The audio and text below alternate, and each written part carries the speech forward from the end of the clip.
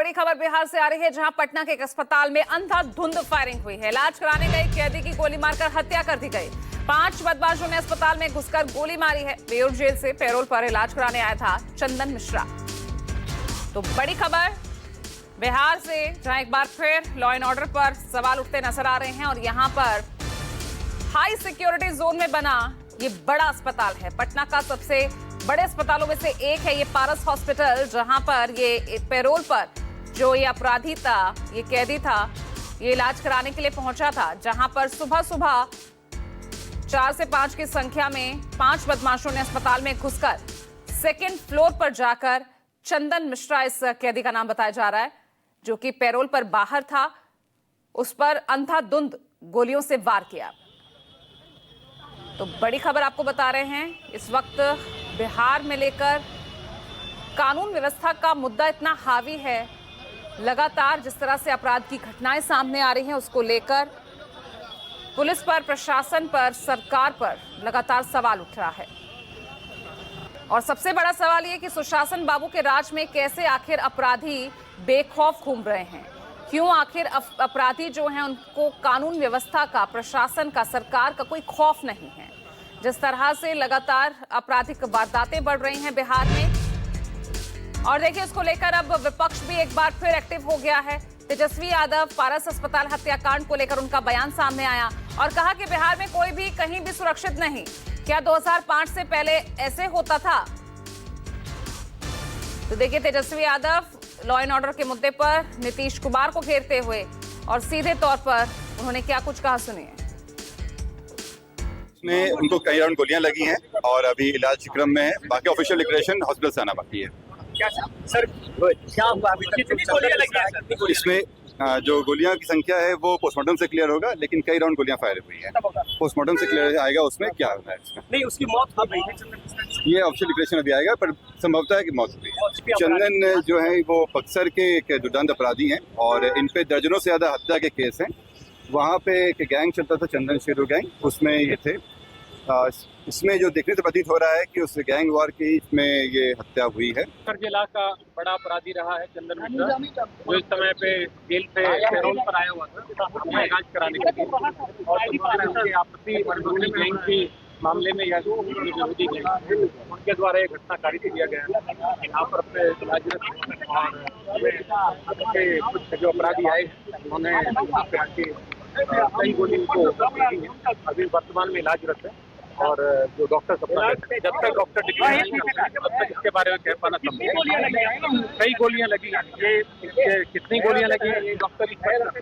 देखिए, ये निश्चित रूप से एक अपराधी, बड़ा दुर्दांत अपराधी था और गैंग वॉर इनके बीच में आपस में किस कारण से गैंग वॉर हुआ है, या इनके गैंग से मामले रहे हैं, या विरोधी गैंग जो अपराधी हैं उनको जो है चिन्हित किया जा रहा है। बक्सर जिला के साथ हम लोग संपर्क में हैं, वहाँ से किस प्रकार से कौन अपराधी हैं, क्या कौन लोग रहे हैं।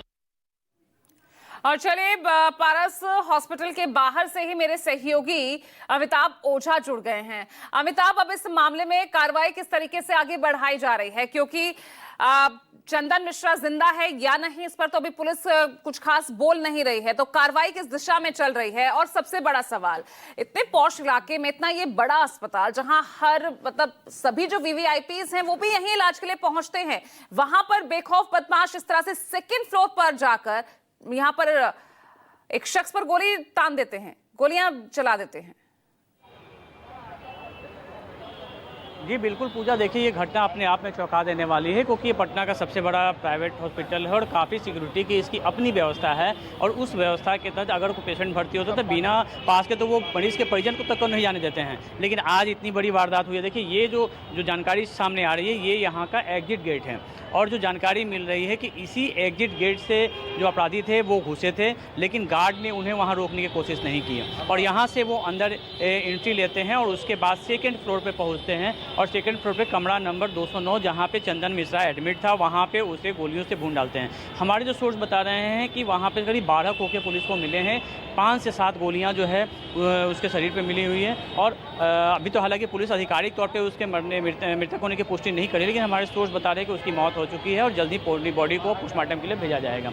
ये देखिए अभी एक और जानकारी जो आपको बता दें, अपडेट कर दें कि हॉस्पिटल के करीब 10 गार्ड को पुलिस ने डिटेन किया है जो मॉर्निंग ड्यूटी में तैनात थे। 6:30 बजे ये पूरी वारदात हुई थी और दोनों अपराधी बगल में, इस हॉस्पिटल के ठीक बगल में एक गली है, वहीं पे अपने दोनों बाइक खड़ा किए थे और वहाँ से वो पैदल ही यहाँ आए थे। पहले उन्होंने बाहर सिगरेट पिया और उसके बाद वो अंदर गए थे। सीसीटीवी फुटेज में उनकी तस्वीरें आई हैं। एक व्यक्ति, एक शूटर जो था सफ़ेद रंग का शर्ट, बाकी 3 ने टी-शर्ट पहनने की थी, कैप से अपना चेहरा ढकने की पूरी कोशिश की थी। और क्योंकि लगातार हर जगह सीसीटीवी लगी हुई है, इसलिए उनकी तस्वीरें जो आई हैं वो कैप से ढकी हुई आई हैं, लेकिन चेहरा दिख रहा है, कुछ चेहरे की पहचान भी हुई है, जिसके आधार पर पुलिस आगे की जांच कर रही है। और ये पूरा मामला जो है अपने आप में चौंका देने वाला इसलिए है क्योंकि चंदन मिश्रा 15 दिन के पैरोल पे आया था और कल यानी कि 18 जुलाई को उसकी पैरोल अवधि ख़त्म हो रही थी और उसे फिर से वापस बेउर जेल जाना था। तो आज के बाद इस बीच वो उसकी तबीयत ख़राब होती है। कल 2 दिन पहले भी वो कोर्ट में गया था, अपनी पेशी के लिए गया था, पेशी उसमें करना था, बगल के थाने में उसे पेशी करनी थी और उसके बाद 18 जुलाई को उसको वापस बेउर जेल जाना था और इस बीच इस पूरी वारदात को अंजाम दिया गया है। चंदन मिश्रा और शेरू सिंह दोनों बक्सर के कुख्यात अपराधी हैं और ये इन दोनों को सजायाफ्ता भी हैं। चूना व्यवसायी हत्याकांड में कोर्ट ने इन्हें, चंदन मिश्रा को और शेरू सिंह को फांसी की सज़ा सुनाई थी। बाद में वो आत्महत्या में, बाद में वो उम्र कैद में तब्दील हुई थी और इस वजह से वो जेल में था, लेकिन तबीयत ख़राब होने की वजह से वो पैरोल पे आया था और उसके बाद इलाज कराने के लिए पारस हॉस्पिटल में एडमिट हुआ था, जहाँ से उसे कल यानी कि 18 जुलाई को उसको वापस बेउर जेल जाना था। देखिए इस घटना के बाद पूरी सनसनी इसलिए भी है कि भले ही चंदन मिश्रा को क्या अपराधी हुआ, लेकिन जिस तरीके से पूरी वारदात को इतना हाई सिक्योरिटी जोन वाले अस्पताल में अंजाम दिया गया है, वो निश्चित तौर पर आम लोगों में दहशत का कारण बन गया है। जो डॉक्टर हैं यहाँ पे हैं, जो अटेंडेंट हैं, वो सभी दहशत में यहाँ हैं और जो आई विटनेस मिले हैं उन्होंने साफ तौर पे कहा है कि गोली मारने के बाद चारों अपराधी हाथ में हथियार लहराते हुए कॉरिडोर से बाहर आए हैं और पैदल ही, लिफ्ट का भी सहारा नहीं लिया, सीढ़ी के सहारे नीचे आए हैं और पिस्टल लहराते हुए यहाँ से भागे हैं। आप सोचिए कितने बेखौफ वो थे और कितने बेखौफ तरीके से उन्होंने पूरी वारदात को अंजाम दिया था। ये साफ तौर पे उनके जो तस्वीरें सीसीटीवी की वो दिखा रही हैं। हालांकि पुलिस ने, अभी पुलिस की टीम यहाँ मौके पे मौजूद है, सिटी एसपी के सही तमाम जो टीम है, टेक्निकल जो टीम है वो यहाँ मौजूद है। पूरे सीसीटीवी को देखा जा रहा है और साथ में आसपास के सीसीटीवी को खंगाला जा रहा है। जो जानकारी मिल रही है उसके मुताबिक दोनों अपराधी जो हैं दानापुर की तरफ भागते हुए दिखे हैं और उसके बाद वो वहाँ पे दानापुर की तरफ उन्हें देखा गया है।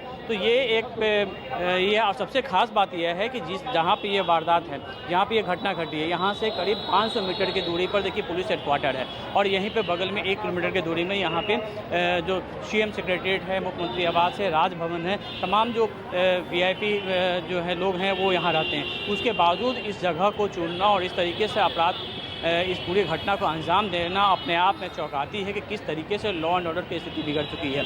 क्योंकि अगर पुलिस सुबह के समय काफ़ी चेकिंग भी होती है, लेकिन उसके बावजूद अगर 4 अपराधी हथियार लहराते हुए आते हैं और वारदात को अंजाम देते हैं तो इससे सवाल तो उठते ही हैं।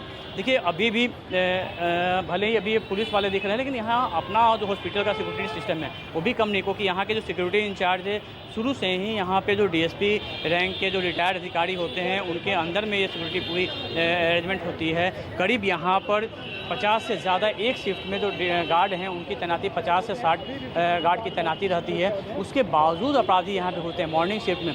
फिलहाल पुलिस ने 10 लोगों को, जो एग्जिट गेट पे 4 लोग तैनात थे, 4 लोग एंट्री गेट पे तैनात थे और जो उस फ्लोर पे 2 गार्ड थे, करीब 10 गार्ड को पुलिस डिटेन कर रही है। उनसे शासकीय नगर थाने में ले जाकर पूछताछ की जा रही है, क्योंकि कहीं ना कहीं गार्ड की मिली भगत से ही वो एंट्री अंदर ले पाए थे, उनकी जांच नहीं की गई थी, जिसका नतीजा है कि इतनी बड़ी वारदात को वहाँ पे वो उन्होंने अंजाम दिया था।